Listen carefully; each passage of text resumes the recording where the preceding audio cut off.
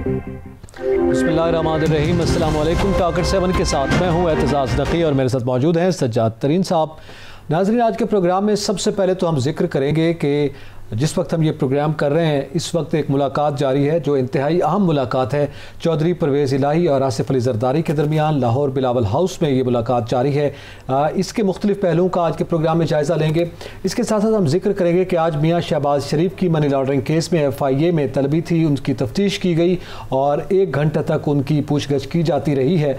20 सवालात पर मबनी सवालनामा उनको दिया गया था जिसके जवाबात लिए जाते रहे हैं, तो इस हवाले से भी बात करेंगे। और इसके साथ साथ हम जिक्र करेंगे कि वज़ीर-ए-आज़म इमरान खान ने कश्मीर के मामले पर अमरीकी TV को इंटरव्यू में जो गुफ्तगू की है और फिर जो एटमी कुव्वत होने के हवाले से, एटम बम के हवाले से जो उन्होंने बात की है उस पर रिएक्शन सामने आ रहा है। पीपल्स पार्टी के रहनुमा मुस्तफ़ा नवाज़ खोखर की भी गुफ्तगू सामने आई है, दीगर रहनुमाओं ने भी उस पर बात की है, तो उसको भी प्रोग्राम का हिस्सा बनाएंगे। सज्जाद तरीन साहब, इससे पहले कि कुछ चीज़ें अभी सामने आएंगी और शायद मीडिया से भी गुफ्तगू हो, अगर हमारे प्रोग्राम के दौरान भी आ जाती है, लेकिन आप क्या समझते हैं मियाँ आसिफ अली ज़रदारी साहब और चौधरी परवेज़ इलाही के दरमियान ही जो मुलाकात है, ज़ाहिर है वो इस वक्त स्पीकर हैं, इत्तेहादी हैं जमात के, इससे पहले उनकी मुलाकातें जो कुछ हुई और राब्तों की बातें जो हैं वो सामने आती रहीं, आप भी कुछ इंकशाफात करते रहे, आज की ये मुलाकात क्या कोई सियासी तौर पर अहम मोड़ साबित होगी?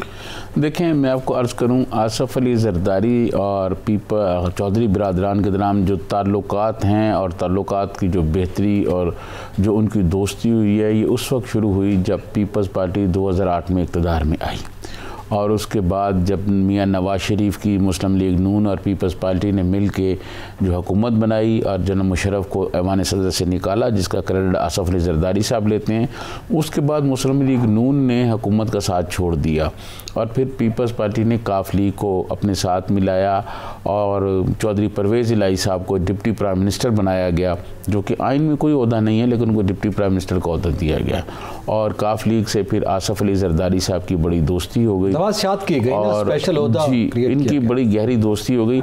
आसिफ अली ज़रदारी साहब अपनी दोस्तियों के हवाले से बड़े पॉपुलर हैं कि वो दोस्त को फिर दोस्ती निभाते हैं, ये बात दुरुस्त है, लेकिन दूसरी जनाब चौधरी साहिबान जो हैं वो भी बड़े वज़ादार लोग हैं और बड़ी दोस्तियाँ निभाने वाले, तल्लक निभाने वाले आदमी हैं। चौधरी बिरादरान जो हैं वो कोशिश करते हैं कि अपने दौर इक़्तिदार में मुखालफिन के साथ कोई इंतकामी रवैया ना रखा जाए, कोई इंतकामी कार्रवाई ना की जाए। मैं समझता हूँ कि मियाँ नवाज़ शरीफ को बाहर भिजवाने में भी चौधरी इसका एक रोल है, तो इस हवाले से चौधरी तमाम लोगों से ताल्लुकात बना के रखते हैं।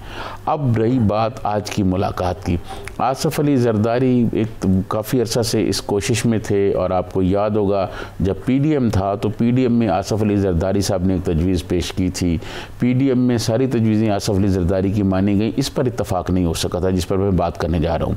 आसिफ अली ज़रदारी साहब ने यह कहा कि इलेक्शन बाइकाट नहीं होना चाहिए, नहीं हुआ।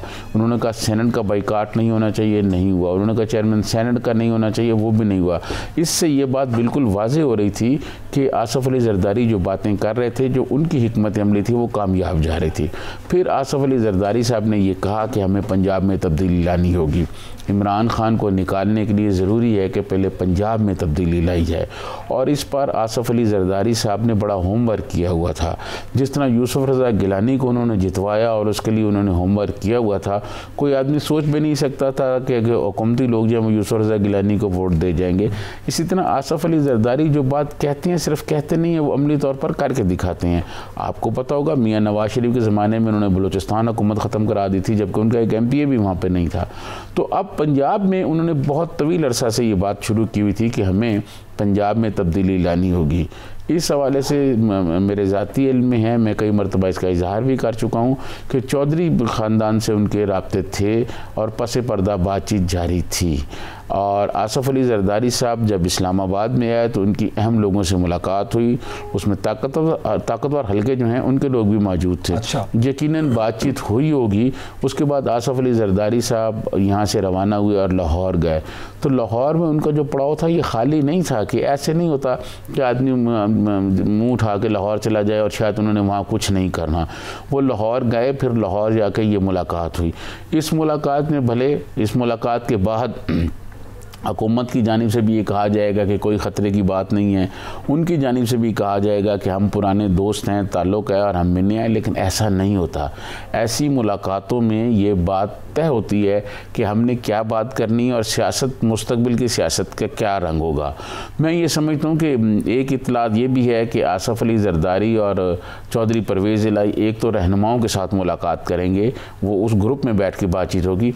एक उनकी 1-on-1 मीटिंग भी है जो चौधरी परवेज़ इलाही और आसफ़ अली ज़रदारी साहब के दरमियान होगी। अभी कुछ देर में जैसे मेरे ख्याल प्रोग्राम अपने अख्ताम की तरफ जा रहे होंगे तो शायद वो भी मुलाकात पहले मरहले में जो है सामने आ जाएगी बात की क्या हो रही हैं बातें। लेकिन मैं आपको अर्ज़ करूँ कि इस मुलाकात के लिए होमवर्क बहुत देर से हो रहा था और बहुत देर से बातचीत जारी थी। आपको याद होगा कि एक दो हफ्ते पहले जो काबीना की मीटिंग हुई उसमें शाह महमूद कुरैशी और तारक बशीर चीमा के दरमियान तल्ख जुमलों का तबादला हुआ और काफ़ी कशीदा सूरत हाल रही। ये जो आज की मुलाकात है, ये मुलाकात मौजूदा जो सेटअप है इसमें भी तब्दीली के इम्कानात ला सकती है और अगर कोई अगला इलेक्शन के बाद कोई सूरत हाल बनती है तो वो उस पर भी बातचीत मेरे ख्याल में हो रही होगी। दोनों ऑप्शन पे बात हो रही होगी और मुस्तकबिल की सियासत पे बात होगी। ये जब बड़े लीडर मिलते हैं तो ऐसे नहीं होता कि वो कोई एक दूसरे का हाल चाल पूछते हैं, वो मुल्क के लिए जो आने वाले दिन होते हैं उन पर बैठ के बातचीत करते हैं कि हमने फ्यूचर में क्या करना है। और ये मुलाकातें तयशुदा होती हैं और फिर बकौल हमारे दोस्त सोहेल वड़ाइच के वो कहते हैं कि कहीं से इशारे भी होते हैं। ठीक है, ऐसे मुलाकात नहीं होती। तो ये ऐसे मुलाकात तो फिरदौस आशिक अवान साहब का बयान आपके सामने होगा। आपने जैसे कहा कि हुकूमती हल्कों से भी बात सामने आएगी कि कोई ऐसी बात नहीं है, तो वो आ गई। वो मोहतरमा का ये बयान सामने आया हुआ है। उन्होंने कहा कि ये चूँकि पंजाब का कल्चर है, ये बड़ी बरादरी वाले लोग होते हैं, ये बरादरी में इस तरह से होता है, एक दूसरे से मिलते भी हैं, मिलाते भी हैं, मुलाकातें भी होती हैं। लेकिन पंजाब का कल्चर हो या सरायकी वसेब का कल्चर हो या हमारे दीगर इलाकों का कल्चर हो, तो उसमें यकीनी तौर पर बरादरियाँ होती हैं। मगर बरादरी में इस तरह की मुलाकातें कि जब आप इख्तलाफ राय रखते हो या मुखालिफ ग्रुप में बैठे हो, सिर्फ बरादरी उस वक्त पे जाया जाता है जब कोई इवेंट हो, या तो वो अयादत के लिए आ रहे होते या उनका कोई ऐसा वाक़या होता तो तब तो वो बरादरी का मामला होता है। कैजुअल डेज में, आम दिनों में मुलाकात। बजट इजलास के दौरान बिलावल भुट्टो ज़रदारी की मीटिंग्स हुई हैं शहबाज शरीफ के साथ, तो ऐसी बात नहीं है कि ये कोई ऐसी मुलाकात हुई है या ऐसी कोई मीटिंग्स हुई, उसमें बहुत सारी चीज़ें तय की गई हैं। जो बातें मेरे ख्याल में मरीम नवाज़ साहबा के दरमियान और पीपल्स पार्टी के दरमियान या चौधरीज़ के दरमियान शायद तय नहीं हो सकती थी, वो बातें मेरे ख्याल में शहबाज शरीफ से की गई हैं। फिर आपको याद है कि एक इलेक्शन कवानीन के हवाले से शहबाज शरीफ साहब ने आल पार्टीज़ कॉन्फ्रेंस भी बुलाई हुई है। ये आल पार्टी कॉन्फ्रेंस ऐसे नहीं बुलाई गई कि ये ऐसी कोई इत्तफाक है, ये किया गया है। ये पीडीएम से जब पीपल्स पार्टी एएनपी गई और फिर इनका वापस आने के इम्कानात ख़त्म हो गए, उन्होंने ये कहा कि हम नहीं आएंगे, उसमें मुस्लिम लीग नून और पीपल्स पार्टी के दरमियान ज़्यादा कशीदगी हो गई, जिसकी वजह से एक नया रास्ता निकाला गया है कि आल पार्टीज़ कॉन्फ्रेंस होगी, जिसमें इलेक्शन के हवाले से भी बातचीत होगी कि जी ये जो हम इलेक्शन रूल्स हैं इनको मानना है, नहीं मानना, इनमें क्या तरमीम करनी है, और इनको आगे रख के, इलेक्शन रूल्स को आगे रख के फिर बाकी बातचीत होगी कि अब क्या करना है। तो मैं ये समझता हूँ कि आज की जो मुलाकात है, उस मुलाकात में पंजाब की तब्दीली के मामला डिस्कस होंगे। अच्छा। और वफाक में भी डिस्कस होंगे, क्योंकि मैं समझता हूँ कि अगर चौधरी जो है वो वफाक में हुकूमत से अलहदा हो जाएं तो पीटीआई की हुकूमत जो है उसका फिर ठहरना मुश्किल हो जाएगा। पंजाब में अगर अलहदा होते हैं तो वो तो पंजाब में अलहदा हो जाए तो यहाँ भी अगर अलहदा हो जाते हैं। अच्छा, तो ना पंजाब में इनके पास अक्सरियत है, ना इनके पास कोई ज़्यादा अक्सरियत वफाक में है, तो ये दोनों इनके लिए मुश्किलात हैं। और मेरे ख्याल में आसफ़ अली ज़रदारी साहब जो निकले हैं वो सारा होमवर्क करके निकले हैं, तमाम हल्कों से बातचीत करके निकले हैं, और कहीं कोई ये फैसला हुआ है कि ये मुलाकात होनी चाहिए और फिर आगे बढ़ना चाहिए। अच्छा, इसमें जैसे अभी आपने कहा कि जो एपीसी होने जा रही है वो बड़ी मानी खेज़ है, मौलाना फजलुर रहमान की स्टेटमेंट भी उस पर सामने आई है गुज़िश्ता दिनों में, उन्होंने भी ये बात की कि वो सफ़ाराई कर रहे हैं।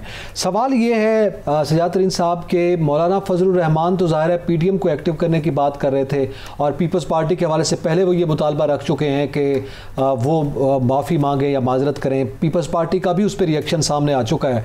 तो आप क्या समझते हैं अब एपीसी की शक्ल में अपोजिशन इकट्ठी होगी? पीडीएम तो चूंकि उस तरह से आगे नहीं बढ़ पाई, उससे तो दो जमातें निकल गई। नहीं, देखिए मैं आपको पीडीएम जो है वो जिस तरह उन्होंने अपना इलेक्शन शेड्यूल अनाउंस किया हुआ है वो पीडीएम वाले चलते रहेंगे, उस तरह जलसे भी करते रहेंगे। लेकिन असल जो काम कर रहे हैं वो आसफ़ अली ज़रदारी साहब कर रहे हैं। आसफ़ अली ज़रदारी आपको पता है जोड़ तोड़ के बेताज बादशाह हैं। वो जो होमवर्क कर रहे हैं उस होमवर्क के लिए और उनके प्रोग्राम और हिकमत अमली पर अमल दरामद करने के लिए मेरे ख्याल में ये तयशुदा चीज़ें थी, जिसमें आल पार्टीज़ भी बुलाई गई है, ये भी एक तयशुदा थी और आगे जो होना है वो भी तयशुदा है। उसके लिए आसफ़ अली ज़रदारी साहब एक होमवर्क कर रहे हैं जिसकी ये पहली मुलाकात है और आने वाले दिनों में देखेंगे आप और भी मुलाकातें होंगी। अभी जब ये इस मुलाकात के बाद जब परवेज़ इलाही साहब आएंगे तो वो ये कहेंगे कि हम हुकूमत के साथ हैं, हुकूमत से हम अलहदा नहीं हो रहे, हमारी दोस्तियाँ हैं, ताल्लुक़ है, इस तरह की बातें वो करेंगे। और बजट भी यकीनन पीटीए ये जो है मुस्लिम लीग काफ ये बजट भी मंजूर कराएगी। लेकिन बजट के बाद जो है वो सूरत हाल जो है कुछ थोड़ी सी कशीदा होगी और बजट के बाद हुकूमत के लिए मुश्किलात बढ़ेंगी। आपको याद होगा कि प्राइम मिनिस्टर इमरान खान ने बरतानिया अपने जाने का जो दौरा है वो मुलतवी कर दिया, वो बरतानिया नहीं जा रहा है। वो ऐसे तो नहीं है ना, प्राइम मिनिस्टर के पास जो इन्फॉर्मेशन, देखें मेरे पास बहुत सारी ऐसी चीज़ें हैं जो अभी मैं ऑन एयर नहीं कह सकता, तो यकीनन प्राइम मिनिस्टर के पास तो और भी बहुत सारी इन्फॉर्मेशन। वो तो कुछ और रीज़न बता रहे हैं ना, वो तो खित्ते की सूरत हाल, अफगानिस्तान की सूरत हाल, इस हवाले से वो वजह बता रहे हैं कि बरतानिया का दौरा मुलतवी किया गया। इसमें मैं जवाब लेता हूँ आपसे, ये बड़ी अहम बात है, बल्कि इस पर भी जवाब लेता हूँ। इसके साथ साथ पहले जो मुलाकातें रहीं उस वक्त भी ये कहा जाता रहा कि कोई तब्दीली आ रही है मगर मुमकिन नहीं हो पाया, तो इसका जवाब भी मैं आपसे जानने की कोशिश करूँगा। नाज़रीन यहाँ पे वक्त तो एक ब्रेक का, हमारे साथ रहिएगा। बैक नाज़रीन, जहाँ हम सियासी सूरत हाल की और मुलाकातों का जिक्र कर रहे हैं वहाँ एक अहम डेवलपमेंट भी है मियाँ शहबाज शरीफ की पेशी के हवाले से। जातरी साहब, आपके इल्म में है कि FIA में तफ्तीश होती रही, आज मियाँ शहबाज शरीफ की 1 घंटा तक पूछगछ की जाती रही। 24 जून को उन्होंने बाकायदा फिर बुला रखा है अपना हमजा शहबाज को। इससे पहले नीलामी हुई है जायदादों की मियाँ नवाज शरीफ की, आपको पता है पहले फैसलाबाद और फिर अब लाहौर की जायदाद की नीलामी की भी बात सामने आ गई है। तो ये जो डेवलपमेंट हो रही है, ज़रा इस हवाले से आपका क्या तज्ज़िया है? मैं आपको अर्ज़ करूँ कि कौमी असम्बली का इजलास चल रहा था तो ख्वाजा साद रफ़ीक साहब पेरोल पे आए हुए थे, तो उन्होंने कहा कि हमें पता है कि पहले पीपल्स पार्टी वाले अपनी बारी भुगत चुके हैं, अब हमारी बारी है, हम भुगतेंगे और हम इसको भुगतने के लिए तैयार हैं। देखें बात यह है कि नैब के कितने मुकदमात बनाए गए शहबाज शरीफ साहब पर, मरीम नवाज साहबा पर, मियाँ नवाज शरीफ पर, हमजा शहबाज पर और पता नहीं कितने लोगों पर बनाए गए। वो सारे मुकदमात का क्या हुआ? सब पे ज़मानतें हो गई। अब FIA जो है वो इनको बुलाती रहेगी, टार्चर करती रहेगी। वो जब ये मुकदमात कोर्ट में जाएंगे तो मुझे नहीं लगता कि इनके भी कोई बेहतर नताइज आ सके या जो हुकूमत की ख्वाहिश है वो हो सके, ऐसा मुमकिन नहीं है। पाकिस्तान एक ऐसा मुल्क है, इसमें करप्शन इतने शफाफ अंदाज में की जाती है, करप्शन होती है लेकिन सबूत नहीं होता। जब सबूत नहीं होता तो आप किसी के ख़िलाफ़ कोई कार्रवाई नहीं कर सकते। तो मैं ये समझता हूँ कि हुकूमत को ये देखना चाहिए हमारे जो इन्वेस्टिगेशन के इदारे हैं जैसे FIA है, नैप है, या तो उनकी सलाहियतों को बेहतर बनाया जाए। ये जो वाइट कलर क्राइम है इसको दुनिया भर में कैसे ट्रेस किया जाता है, दुनिया भर में इस पर कैसे काम किया जाता है, दुनिया भर की जो एजेंसी हैं वो किस तरह काम करती हैं। मैं समझता हूँ हमारे इदारों को वहाँ से तरबियत लेने की ज़रूरत है। हमारे नैब जो है इसकी कारकर्दगी कोई इतनी अच्छी नहीं रही, बड़ी मायूस रही है। और नैब के बारे में जो सुप्रीम कोर्ट के चीफ जस्टिस आसिफ सईद खोसा साहब ने बातें की, उस पर नैब को भी अपनी नज़र षानी करनी चाहिए अपनी कारकर्दगी पर, और कोशिश करनी चाहिए कि ऐसे लोगों को लाया जाए, ऐसे इन्वेस्टिगेटर्स लाए जाएँ जो चीज़ों को तलाश करके लाएँ, जो चीज़ों को सामने लेके आएँ। ये ऐलानात और मीडिया करैक्टर असैसिनेशन तो होती रहती है, लेकिन जब एंड ऑफ डे आप जाते हैं तो वहाँ कोई चीज़ नहीं निकलती। तो FIA की ये कार्रवाई भी आप समझता हूँ कि शायद FIA की अभी तक तो ऐसी कोई कार्रवाई FIA ने नहीं की जिससे हमें लगा हो कि बहुत बड़ी कोई कार्रवाई की हो, अभी तक तो कुछ नहीं हुआ। अच्छा, ये जाहिर है मियाँ शहबाज शरीफ फिर हमजा शहबाज ये हुई, इससे पहले आपको पता है मरीम नवाज साहब पे भी हुआ। लेकिन एक सवाल उठता रहा कि आपने नवाज शरीफ पर केस चलाया, वो जिस तरह से भी बाहर चले गए, या अगर वो जेल में भी होते तो इससे वो आप कह रहे हैं कि जो उन्होंने लूटा हुआ पैसा था वो वापस ख़जाने में जमा करवाएंगे, वो तो नहीं आ पाया। तो अब ये जो नीलामी की जा रही है जायदादों की, क्या इससे हमारे मुल्क के ख़जाने में फ़ायदा हो पाएगा? ये नहीं होगी नीलामी, इस पर भी आप देखिएगा स्टे आ जाएगा, बहुत सारी चीज़ें आ जाएंगी, बहुत सारे कानूनी मामला जो हैं वो उसमें आ जाएंगे और ये भी रुक जाएगा। और जो बंदा ये ख़रीदेगा, आप बताएं पंजाब में उसकी ज़रूरत है कि वो मियाँ नवाज शरीफ की या मियाँ शहबाज शरीफ की प्रॉपर्टी नीलामी में ख़रीद ले और अपने पास रख ले। जब हालात अच्छे होंगे ये लोग गिफ्ट कर देंगे उनको कि जी ये मियाँ साहब असी लई सी तो उसी गिफ्ट ले लो। तो ये सारी ऐसी बातें चलती रहती हैं। मेरा नहीं ख्याल कि कोई चीज़ हो सकेगा। ये जिस तरह का हमारा निज़ाम है करप्शन को पकड़ने का, वो निज़ाम बहुत कमज़ोर है जी, उसमें बहुत खामियां हैं। अदालत ने तो सबूत पे बात करनी होती है ना, तो अदालत में सबूत नहीं पेश किए जा सकते, लॉ पॉइंट पे बात नहीं हो सकती, जिसकी वजह से ज़मानतें हो जाती हैं। तो इस पे तो शहजाद अकबर साहब, फवाद चौधरी साहब, बल्कि फवाद चौधरी साहब तो बहुत ज़्यादा वोकल हुए। रमज़ान शुगर मिल केस जो था उसमें तो उन्होंने कहा इसमें तो इतना कुछ है कि जब ये खुलेगा और इस केस की आगे कार्रवाई होगी तो फिर आप देखिएगा कि क्या होने जा रहा है। ये सारे वज़ीर आज़म को ये बातें सर, ये सारे केस खोल लें। पहले जो केस उन पर हैं उन पर कारकर्दगी आपके सामने नहीं है कि क्या उनसे कोई सजा हुई? ये तो कह रहे हैं पहले सही हैंडल नहीं हुआ। तो सर अभी भी आप देखिएगा, ये एक दिन यही कह रहे होंगे फवाद चौधरी साहब कि हमसे एहतसाब सही नहीं हुआ। जिस तरह वो सैफुर रहमान थे ना, वो आसफ जरदारी साहब के बारे में रोज़ एक कहानी सुनाते थे। जब वो पकड़े गए तो अदालत में आसफ जरदारी साहब की पेशी थी, उनकी भी पेशी थी, उनके पाँव पकड़ लिए, उनके पाँव पड़ गए बाकायदा आसफ जरदारी साहब से, और उनसे माफ़ी मांगी। जरदारी साहब बड़े दिल के आदमी, उन्होंने माफ़ कर दिया। तो ये बात ये कि मुझे नहीं लगता कि ये मौजूदा नैब या मौजूदा FIA कोई अच्छी परफॉर्मेंस दिखा सके और करप्शन को कोई सामने ला सके। अच्छा, इस हवाले से जो उम्मीदें हैं हुकूमती वज़रा की वो शायद उस तरह अंजाम को नहीं पहुंचेंगी। अच्छा, इसके साथ सज्जाद तरीन साहब आप कुछ जिक्र कर रहे थे, पॉली क्लिनिक का मामला था। हमने अपने मुख्तलिफ प्रोग्राम्स में बहुत से इंकशाफात आपने किए हैं और ब्रेकिंग न्यूज़ दी है। अब उसकी कोई डेवलपमेंट है आपके पास? मैं अर्ज करूं कि पॉली क्लिनिक में डॉक्टरों के दरमियान अख्तियारात की एक रस्साकशी है और वहाँ करप्शन का भी एक बाज़ार गर्म है, जिस पे हमने बताया था। तो एग्जीक्यूटिव डायरेक्टर हटा दी गई, डॉक्टर शाहिद हनीफ को लाया गया था कि वो करप्शन रोक सकें, वो भी मेरे ख्याल में करप्शन नहीं रोक सके। अब हुआ ये है कि वहाँ पे डिप्टी एग्जीक्यूटिव डायरेक्टर हैं डॉक्टर फ़ारूक अख्तर, उन्होंने हमें एक ख़त भेजा है, एक लेटर भेजा है जो डॉक्टर शाहिद हनीफ ने लिखा है, जो एग्जीक्यूटिव डायरेक्टर हैं पॉली क्लिनिक के। उन्होंने एक ख़त लिखा है कि जो असिस्टेंट एग्जीक्यूटिव डायरेक्टर हैं डॉक्टर अमानुल्लाह, उनको प्रमोट कर दिया जाए। डॉक्टर फ़ारूक साहब का, डॉक्टर फ़ारूक अख्तर साहब का ये मौक़िफ़ है कि ये प्रमोशन जो है ये नहीं होनी चाहिए, क्योंकि डॉक्टर अमानुल्लाह खान से बेहतर और सीनियर डॉक्टर वहाँ मौजूद हैं जिनका राइट बनता है।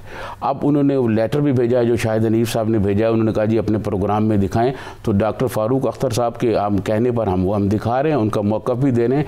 मैंने कोशिश की कि डॉक्टर अमानुल्लाह का भी इस पर मौक़िफ़ आ जाए, लेकिन डॉक्टर अमानुल्लाह ने फ़ोन अटेंड नहीं किया और उनके जो टेलीफोन ऑपरेटर्स थे उन्होंने कहा जी डॉक्टर साहब बात नहीं करना चाहते इस पर। एक तो ये बात हो गई कि जो प्रमोशन का लेटर लिखा है डॉक्टर अमानुल्लाह के बारे में, डॉक्टर फ़ारूक अख्तर जो डिप्टी एग्जीक्यूटिव डायरेक्टर हैं वो ये कहते हैं क्योंकि सारे फाइनेंशियल मामलात जो हैं वो इनके पास हैं, अख्तियारात इनके पास है, अमानुल्लाह के पास, ये सब की खिदमत करते हैं, इसलिए इनको हर कोई प्रमोट कर रहा है जबकि इनका हक नहीं बनता। इसी तरह एक दूसरा खाता में लेटर भेजा आया है हमारे पास डॉक्टर राबिया की तरफ से। डॉक्टर राबिया पॉली क्लिनिक में डेंटल डॉक्टर हैं, पॉली क्लिनिक के मेडिकल स्टोर के इंचार्ज हैं। उन्होंने एक ख़त हमें भेजा है, एक लेटर भेजा है डॉक्टर फ़ारूक अख्तर के बारे में, जो डॉक्टर फ़ारूक अख्तर साहब को IB की तरफ से, IB कॉलोनी की तरफ से एक जो है वो प्लाट दिया गया है। ये IB के ब्लॉक में उनका ऑफिस जो है, वहाँ पर एक डिस्पेंसरी है पॉली क्लिनिक की। डॉक्टर राबिया ये कहती हैं, उन्होंने वो ट्रांसफ़र का लेटर भी भेजा हुआ है, वो डॉक्टर राबिया ये कहती हैं कि ये डिप्टी एग्जीक्यूटिव डायरेक्टर थे डॉक्टर फ़ारूक अख्तर, ये कैसे वहाँ चले गए? इन्होंने खुद ही अपना ट्रांसफ़र किया, अख्तियारात का नाजायज़ इस्तेमाल किया और उनको कहा कि जी मैं क्योंकि डिस्पेंसरी का इंचार्ज हूँ मुझे प्लाट दिया जाए। उन्होंने वो अलाटमेंट लेटर भी हमें भेजा है डॉक्टर राबिया ने। वो लेटर भी हमारी स्क्रीन पे चल रहे हैं, इस लेटर भी चल रहे हैं हमारी स्क्रीन पर। तो डॉक्टर राबिया का मौक़िफ़ ये है कि अगर डॉक्टर फ़ारूक अख्तर को प्लाट मिल सकता है तो पॉली क्लिनिक के बाकी डॉक्टरों को क्यों नहीं मिला? एक जो डॉक्टर वहाँ इंचार्ज हैं डॉक्टर नियाज, उनको भी प्लाट मिला है, वो इंचार्ज थे वहाँ पे के ब्लॉक में एक डिस्पेंसरी के। तो उन्होंने ये कहा कि अब डॉक्टर राबिया जो डेंटल डॉक्टर हैं पॉली क्लिनिक के और मेडिकल स्टोर की इंचार्ज हैं, उनका मौक़िफ़ ये है कि सिर्फ ये उनको क्यों दिया गया, फिर अगर प्लाट देने हैं इसी तरह ट्रांसफ़र करके तो फिर पॉली क्लिनिक के बाकी लोगों को भी दिया जाए, हमारा हक मारा जा रहा है। तो ये जो आपस में एक कशीदगी चल रही है, इनकी आपस में अख्तियारात की रसाकशी है, इस हवाले से मैंने बात की थी फैसल सुल्तान साहब से भी, जो हेल्थ एडवाइज़र हैं। उन्होंने ये कहा कि हम इस पर मीटिंग्स कर रहे हैं आइंदा हफ्ते में और पॉली क्लिनिक में बहुत वसी पैमाने पर हम तब्दीलियाँ कर देंगे। उनके पास डायरेक्ट भी जा रही हैं मुख्तलिफ करप्शन की शिकायत कि अदवायात कैसे ख़रीदी जा रही हैं। बिलू एरिया में एक ऑफिस है जिस पहले भी हम ये अपने प्रोग्राम में बता चुके हैं, वहाँ जो मेडिसिन के मुख्तलिफ नुमाइंदे हैं जो हॉस्पिटल्स में सरकारी दवाइयाँ सप्लाई करते हैं ख़रीदारी के लिए, वो बिलू एरिया में डॉक्टर फरीद है वो वहाँ बैठते हैं, सारे मामला वहाँ तय होते हैं, उसके बाद जनाब दवाइयाँ जो वो सप्लाई कर दी जाती हैं। उससे प्राइवेट क्लिनिक्स को, प्राइवेट नहीं जी, जो प्राइवेट क्लिनिक में वो बैठते हैं मामला तय करते हैं और दवाइयों की खरीदारी का फैसला वहाँ करते हैं। वो पोली क्लिनिक खरीदता है, फिर वो पोली वो खरीदारी कमेटी के हेड हैं, जिसमें डॉक्टर अमान साहब भी हैं। डॉक्टर फारूक अख्तर का मौक़िफ़ ये है कि फ़ाइनेंशियल पावर क्योंकि उनके पास हैं, उनकी फ़ाइनेंशियल पावर की वजह से उनकी हर बात मानी जाती है। मैं डिप्टी एग्जीक्यूटिव डायरेक्टर हूँ, ना मेरे पास पोस्टिंग का अख्तियारात है, ना मेरे पास कोई फ़ाइनेंशियल अख्तियारात है, मैं बेबस होकर बैठा हूँ और डॉक्टर शाहिद हनीफ ने मुझे बेबस कर दिया है। और डॉक्टर शाहिद हनीफ और डॉक्टर अमानुल्लाह और एक कोई अकाउंट ऑफिसर है, डॉक्टर फारूक अख्तर ने बताया है कि एक अकाउंट ऑफिसर है, को हाशिम उनका नाम है, ये इनका एक ट्रैका बना हुआ है और ये दोनों जो है ये सारे मामलात कर रहे हैं। जबकि मैं डिप्टी एग्जीक्यूटिव डायरेक्टर हूँ, ना मैं पोस्टिंग कर सकता हूँ, ना मैं ट्रांसफ़र कर सकता हूँ, मेरे अख्तियार में कुछ नहीं है, सिर्फ मैं मुझसे साइन कराए जाते हैं। ये उनका मौक़िफ़ है। उनके बारे में डॉक्टर राबिया जो डेंटल डॉक्टर हैं, उनका मौक़िफ़ ये है कि इनको प्लाट जो है ये इजाफी मिला हुआ है। अच्छा, पोली क्लिनिक की एक डॉक्टर को I8 में घर मिला हुआ है, एक I8 के घर का मामला है, वो हम अपने अगले प्रोग्राम में बताएंगे कि वो घर किसका था, किसके नाम ट्रांसफ़र हुआ, उसका वो ज़िम्मेदार कौन है। तो ये इस वक्त सच्ची बात यह है कि ये पोली क्लिनिक है तो हॉस्पिटल, लेकिन अख्तियारात की जंग चल रही है, डॉक्टरों के आपस में शदीद इख्तलाफात हैं और ये जो इंतज़ामिया में बैठे हुए हैं ये एक दूसरे को काट रहे हैं, एक दूसरे के बारे में ये बातें करें। आज जिसने मुझे लेटर भेजा है, डॉक्टर फारूक अख्तर ने मुझे डॉक्टर अमानुल्लाह के बारे में लेटर दिया, मैंने कहा जी आपने भिजवा दिया, लेकिन मैं आपका नाम लेके प्रोग्राम में बताऊंगा कि जी आप ही हमें दे रहे हैं, आप ही हमें कह रहे हैं। इसी तरह डॉक्टर राबिया ने जो भिजवाया लेटर, मैंने कहा जी हम आपका नाम लेंगे, हम आपका नाम लेके बताएंगे कि ये डॉक्टर राबिया ने भेजा है, ताकि ऊपर डॉक्टर फैसल सुल्तान को भी पता चले कि ये पोली क्लिनिक में ये क्या वारदातें कर रहे हैं और कौन कौन वारदात कर रहे हैं। अच्छा, ये आपको पता है हॉस्पिटल बनाए जाते हैं आवाम की सहूलत के लिए, गवर्नमेंट फंडिंग करती है, मेडिसिन का मामला जिस तरह आपने जिक्र किया, तो ये अवामी सहूलत के लिए सब कुछ होता है ना। तो ये जो रस्सा कशी चल रही है ये जाहिर है फिर करप्शन के जुमरे में ही आता है ना, ये इसी वजह से कि वो कहता है मैं खा लूँ, वो कहता है मेरे हाथ में कुछ आ जाए। मैं आपको अर्ज़ करूँगा कि मैं आपको बताऊँगा कि अगले प्रोग्राम में कि कौन सा डॉक्टर है जो एक खातून का घर बनवा रहा है और उस खातून को पोली क्लिनिक का ठेकेदार बना रहा है और कितने पैसे लगा रहा है उस पर। अच्छा। वो सारे का सारा जो है मैं आपको बताऊंगा कि वो सारी वीडियोस हमारे पास मौजूद हैं। और फिर मैं आपको ये भी बताऊंगा कि गौरी टाउन में पोली क्लिनिक के किस किस डॉक्टर का घर बन रहा है और कौन बनवा रहा है, और जो बनवा रहा है वो पोली क्लिनिक में किस चीज़ का ठेकेदार है, वो भी मैं आपको बताऊंगा कि कौन कौन लोग बना रहे हैं। फिर पोली क्लिनिक में हर साल जो है वो ये भी मैं आपको अगले प्रोग्राम में बताऊंगा कि हर साल पोली क्लिनिक से एक डिस्पेंसर को FBR में भेजा जाता है जून के महीने में, क्योंकि वो जून में बजट वगैरह बनाते हैं, वहाँ एक डिस्पेंसरी होती है लोगों की देखभाल के लिए। और FBR की हाउसिंग सोसाइटी जो है वो डिस्पेंसर जो हर साल एक ही बंदा जाता है, उसने किस तरह आगे राब्ते करके, और FBR की जो हाउसिंग सोसाइटी है उसमें पोली क्लिनिक के किस किस डॉक्टर ने 2-2 प्लाट लिए हुए हैं, वो भी हमें पोली क्लिनिक के एक डॉक्टर ने भेजा है। आज मैं उसका नाम नहीं लेना चाहता, वो जो है जब जिस दिन मैं प्रोग्राम करूंगा तो मैं नाम लूँगा कि जी ये फलां साहब ने हमें, उसने कहा जी ये दो प्लाटों के ये अलॉटमेंट लेटर हैं। ये डॉक्टर प्लाट बनाने के लिए पोली क्लिनिक में बैठे हुए हैं। आईबी कॉलोनी में प्लाट लेने के लिए, आईबी की कॉलोनी में प्लाट लेने के लिए आपस में लड़ रहे हैं। कोई जनाब उधर फाइनेंशियल पावर्स हैं तो अपनी प्रमोशन के लेटर लिखवा रहा है। भाई ये मुझे ये बताया जाए ये पोली क्लिनिक है या करप्शन का कोई गढ़ बना हुआ है। तो इस पर डॉक्टर फैसल सुल्तान साहब से बात हुई है, उन्होंने कहा है कि नेक्स्ट वीक में वो बहुत बड़ा ऑपरेशन करेंगे और ये तमाम जो करप्ट टोला बैठा हुआ है इसको यहाँ से निकालेंगे। जब मसीहा ही जान लेने लगे तो फिर क्या होगा, ये सूरत हाल से डेवलप हुई, यकीनी तौर पर इस पर तवज्जो देने की ज़रूरत है। नाज़रीन यहाँ पे वक्त तो एक ब्रेक का, हमारे साथ रहिएगा। Welcome back. नाज़रीन बात कर रहे थे पोली क्लिनिक के मामले पर। सजाद तरीन साहब आप उसमें कुछ ऐड करना चाह रहे थे कि जो अच्छा बयानात हैं उसके हवाले से। एक तो ये पोली क्लिनिक में डॉक्टर जो हैं आपस में एक दूसरे के साथ जो इंतज़ामिया में हैं, मतलब एग्जीक्यूटिव डायरेक्टर और डिप्टी डायरेक्टर और असिस्टेंट डायरेक्टर, आपस में इनके दरमियान अख्तियारात की बहुत शदीद रस्साकशी हो गई है। एक दूसरे के खिलाफ मुख्तलिफ इल्ज़ामात लगा रहे हैं, मीडिया को भी चीज़ें जारी कर रहे हैं। मैंने तो आज नाम ले दी है कि कौन सा डॉक्टर कौन सी चीज़ें दे रहा है हमें, ताकि उनको पता चले कि सूरत हाल क्या है। अब डॉक्टर फारूक साहब जो डिप्टी एग्जीक्यूटिव डायरेक्टर हैं पोली क्लिनिक के, वो कहते हैं रूल्स के तहत, मुझे नहीं पता कि ये क्या रूल्स हैं उनके, ये उनका मौक़िफ़ है डॉक्टर फारूक अख्तर का। उनका मौक़िफ़ ये है कि रूल्स के तहत कोई भी डेंटल डॉक्टर जो है वो मेडिकल स्टोर, जो अस्पताल का मेडिकल स्टोर होता है, उसकी इंचार्ज नहीं बन सकती। जबकि फार्मासिस्ट भी वहाँ मौजूद हो। फार्मासिस्ट की मौजूदगी में डेंटल डॉक्टर को इंचार्ज नहीं बनाया जा सकता, लेकिन क्योंकि सारे फाइनेंशियल पावर जो हैं वो डॉक्टर अमान के पास हैं और डॉक्टर अमान ने डॉक्टर राबिया को बनाया हुआ है। ये वही डॉक्टर राबिया हैं जिन्होंने डॉक्टर फारूक अख्तर के बारे में हमें वो अलॉटमेंट लेटर दिए हैं कि जी इन्होंने ये किया हुआ है। और दूसरा डॉक्टर राबिया ने यह भी बताया है कि डॉक्टर फारूक अख्तर ने अपने कमरे में जो उनका दफ्तर है उसमें उन्होंने कैमरे लगवा लिए हैं ताकि उनके पास जो भी पोली क्लिनिक का डॉक्टर आए, जो भी उनके पास स्टाफ आए को अपने मसाइल हल करने के लिए या कोई बात करे या किसी की शिकायत करने के लिए, तो वो उसकी चीज़ों को रिकॉर्ड कर लें और रिकॉर्ड करके बाद में उनको बताएं जी फ़लाँ आदमी आया था, फ़लाँ ये बात कर रहा था, फ़लाँ ये बात कर रहा, ताकि ये तसादम हो। डॉक्टर फारूक अख्तर साहब हमारे यहाँ ऑफिस में भी आए थे, आपको पता है वो यहाँ ऑफिस में भी आए थे, उन्होंने अपनी वजाहत पेश की थी। तो मैंने उस वक्त भी कहा था कि ये जो लोग करप्ट हैं इनको आप क्यों नहीं चेंज करते। करप्ट लोग जो हैं जो आपके लिए बदनामी का बायस बन रहे हैं उनको आप क्यों नहीं चेंज करते। तो अगर वो करप्ट लोगों को नहीं चेंज करेंगे तो फिर यही होगा, फिर सूरत हमारी तरफ से किसी को करें ना करें हमारा इससे कोई गर्ज नहीं है, लेकिन हम ये बताते रहेंगे कि फलां आदमी ये कर रहा है, फलां आदमी ये कर रहा है, डॉक्टर फारूक अख्तर ये कर रहा है, मैं FBI में लेके आऊँगा, FBI के मेरे पास आ गए हैं डॉक्यूमेंट्स के, वहाँ 2 प्लाट किसके हैं ये भी आपको बताएं, गौरी टाउन का भी बताएंगे, उसकी भी वीडियो है हमारे पास। भी सामने आते रहेंगे। यकीनी तौर पर ये आवाम का पैसा है और आवाम के सामने आना चाहिए। अच्छा, इसके साथ जो बड़ा अहम मामला वज़ीर आज़म के इंटरव्यू के गुज़िश्ता दिनों में गूंज रही है, उसके मुख्तलिफ पहलुओं से उसको डिस्कस किया गया है। जो आज रिएक्शन सामने आ रहा है सज्जाद तरीन साहब, वो ये है कि वज़ीर आज़म ने यह कहा था मसला कश्मीर पे गुफ्तगू करते हुए कि दुनिया को ये मसला हल करना चाहिए, ये पाकिस्तान का हिस्सा है, और फिर इसमें ज़ाहिर है पाकिस्तान बार बार बात कर चुका है, तो इंसानी हकूक़ की तंजीमें उस जानिब क्यों नहीं देखती, और अगर मसला कश्मीर हल हो जाता है तो एटमी हथियारों की ज़रूरत नहीं रहेगी। इस पे आज मुस्तफ़ा नवाज़ खोखर साहब ने भी और दीगर रहनुमाओं का रिएक्शन सामने आया। वो कहते हैं इस बात का तो ताल्लुक़ नहीं है कश्मीर के मसले से, ये उस कॉन्टेक्स्ट से हट के बात की गई है। देखिए, मैं आपको अर्ज़ करूँ, कश्मीर जो है वो हमारी शारग है। ये हमारे बानी पाकिस्तान हज़रत कायद आज़म ने भी ये बात कही थी, और जुल्फ़िकार अली भुट्टो ने ये कहा था कि घास फूस खाएंगे, एटम बम बनाएंगे, कश्मीर पर 1000 साल जंग करेंगे। ठीक है जी, हमने जो एटम बम बनाया, दुनिया में बहुत सारे मुल्क हैं जिनका इस तरह तनाज़ा नहीं है जिस तरह हमारा कश्मीर का। क्या उनके पास एटम बम नहीं है?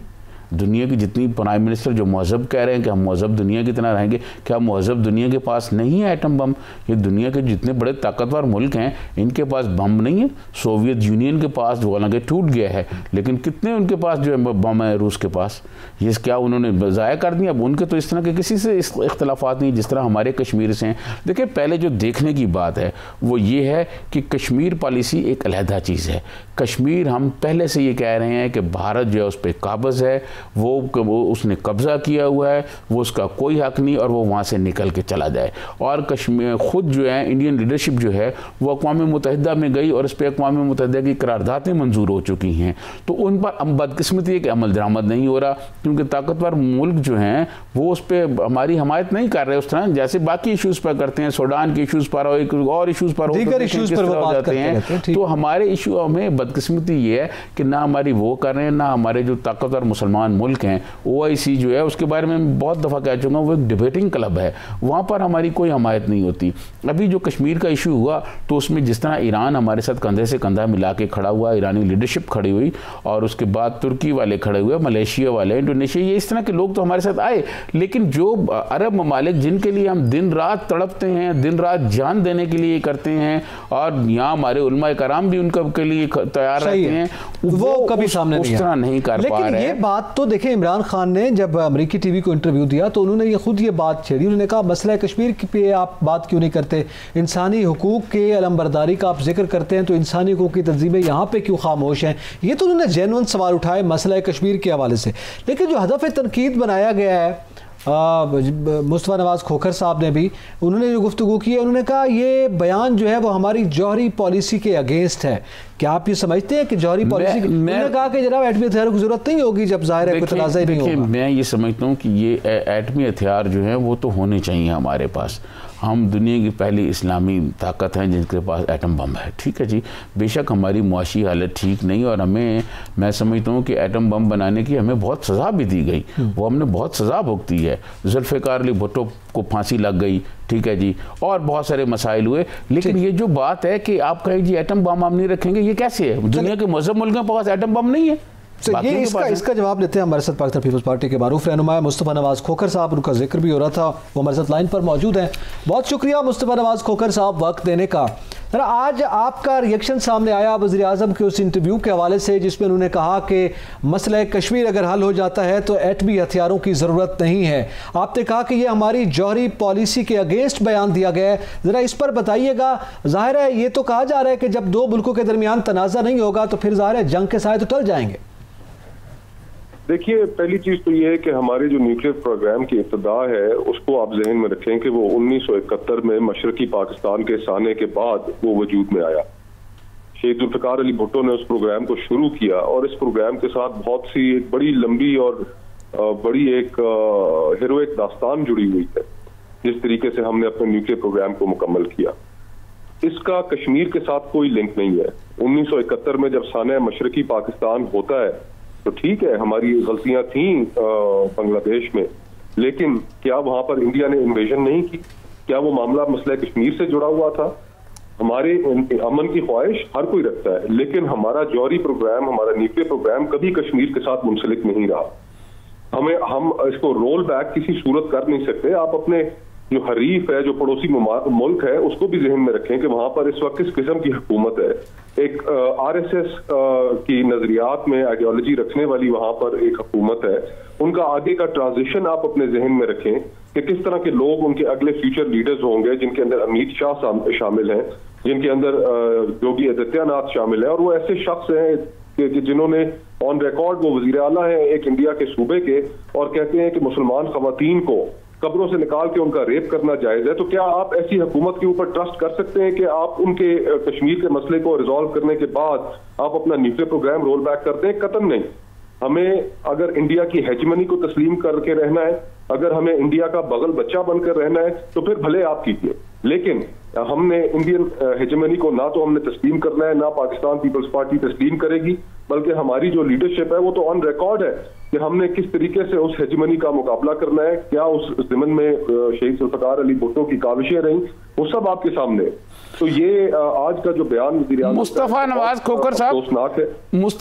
खोखर साहब, प्राइम मिनिस्टर इमरान खान ने अपने इंटरव्यू में ये भी कहा है कि कश्मीर का अगर मसला हल हो जाए तो हम मुहज़्ज़ब मुल्कों की तरह रहेंगे। मुहज़्ज़ब मुल्कों के पास तो बहुत सारी एटम बम हैं, बहुत सारे मुल्क हैं जिनके पास एटम बम है और वो मुहज़्ज़ब भी हैं।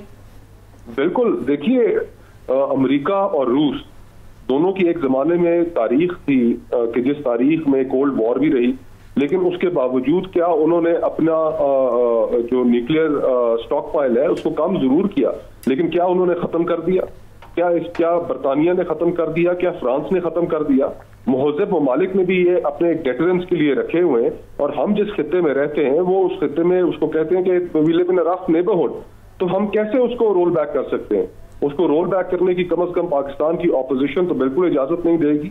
और मैं तो हैरान हूं कि वो मुहिब्बान वतन जो हर एक मौके के इंतजार में होते थे, और खुदा न खास्ता अगर पाकिस्तान पीपल्स पार्टी के किसी वजीर आजम और किसी रहनुमा की जानिब से इस तरह की स्टेटमेंट आई होती तो ये सड़कों चौकों पर हमें लटका देते, और आज खामोशी से चुप करके बैठे हुए हैं। तो ये भी एक अलमिया है और अफसोसनाक बात है। इसके ऊपर वज़ीर आज़म को जितना क्रिटिसाइज किया जाए उनके स्टेटमेंट को वो कम है। ठीक है, बहुत शुक्रिया मुस्तफ़ा नवाज़ खोखर साहब, आपने वक्त दिया है। सज्जाद तरीन साहब, ये अब मुस्तफ़ा नवाज़ खोखर साहब ये कह रहे हैं कि इसको जौहरी पॉलिसी से जोड़ रहे हैं, ज़ाहिर है वो ये कह रहे हैं कि जौहरी पॉलिसी के अगेंस्ट बात की है, लेकिन इसमें जो जुमला कहा गया वज़ीर आज़म की जानिब से ये बहरहाल गौर तलब है कि एक तो वो ये कह रहे हैं कि मसला कश्मीर हल होना चाहिए, उन्होंने उठाया मसला कश्मीर को और उन्होंने अमेरिका के हवाले से ये बात की, बड़ी बोल्डली बात की है, और साथ जो कह रहे हैं कि ज़रूरत नहीं होगी एटमी हथियारों की अगर हम दो मुहज़्ज़ब ममालिक की तरह रहेंगे, तनाज़ा जब ख़त्म हो जाएगा। तो इससे क्या हम ये समझें कि वज़ीर आज़म कह रहे हैं रोल बैक कर रहे हैं? देखिए, मैं आपको बताऊँ, ज़रूरत नहीं रहेगी इससे मुराद ये है कि क्या बरतानिया को कहीं से कोई ख़तरा है, कोई ऐसा तनाज़ा है बरतानिया का कहीं, या फ्रांस का कहीं है, या खुद अमेरिका का कहीं ऐसा है, या सोवियत यूनियन का है, या और कोई बहुत सारे मुल्क हैं, क्या उनका कोई इसी किस्म का है? क्या वो ये सारी सलाहियत नहीं रखते क्या उनके पास एटम बम नहीं है? क्या वो ये सारा कुछ अपने पास नहीं और मजहब भी हैं? तो मैं ये समझता हूँ कि जो प्राइम मिनिस्टर ने बात कही, कश्मीर का मामला एक अलग मामला है, ठीक है, और उसको जोड़ा गया, लिंक कर रहे हैं एटमी हथियारों के साथ, नहीं हो सकता। इससे तासुर ये बना है कि जैसे कि जी अगर अब अपना क्या नाम है कोई कश्मीर का मसला हल हो जाए तो हम अपना प्रोग्राम को बैक रोल कर देंगे, जिस पे अपोजिशन तनकीद कर रही है। हो सकता है प्राइम मिनिस्टर का ये मकसद ना हो, लेकिन तासुर ये बना, अपोजिशन को जो तासुर है या अपोजिशन अपने बयानात में जो तासुर दे रही है वो यही तासुर दे रही है। और मैं समझता हूँ इस पर प्राइम मिनिस्टर की जानिब से या हुकूमती तर्जमानों की जानिब से एक वजाहत आना बहुत ज़रूरी है। दुनिया के मज़हब मुल्कों के पास एटम बम मौजूद हैं और वो दुनिया में मौजूद है और उनके तनाज़े भी हमारी तरह नहीं है, और उनके ये तनाज़े भी नहीं है। जो मुस्तफ़ा नवाज़ खोखर ने इंडियन लीडरशिप के जो बयानात बताए हैं और ख़वातीन के बारे में जो कुछ कहा है, ऐसी सूरत में कैसे हम एटम बम ख़त्म कर सकते हैं या कैसे हम कह सकते हैं कि जी हम जो है वो उसको बैक रोल कर रहे हैं? तो मुमकिन नहीं, सोचा ही नहीं जा सकता। सही है। इसी के साथ ही चूँकि प्रोग्राम का वक्त इख्तिताम पज़ीर है, यकीनी तौर पर वज़ीर आज़म को बतौर वज़ीर आज़म जब वो गुफ्तगू कर रहे हैं तो ज़रूर एहतियात का दामन हाथ से नहीं छोड़ना चाहिए, और इस पर यकीनी तौर पर अपोजिशन जो एहतजाज कर रही है, पूरी कौम यकीनी तौर पर ये चाहेगी कि हुकूमती सतह पर वज़ीर आज़म की जानिब से ये वजाहत भी सामने आए। एहतजाज दखीर सजातरीन को इजाज़त दीजिए। अल्लाह हाफ़िज़।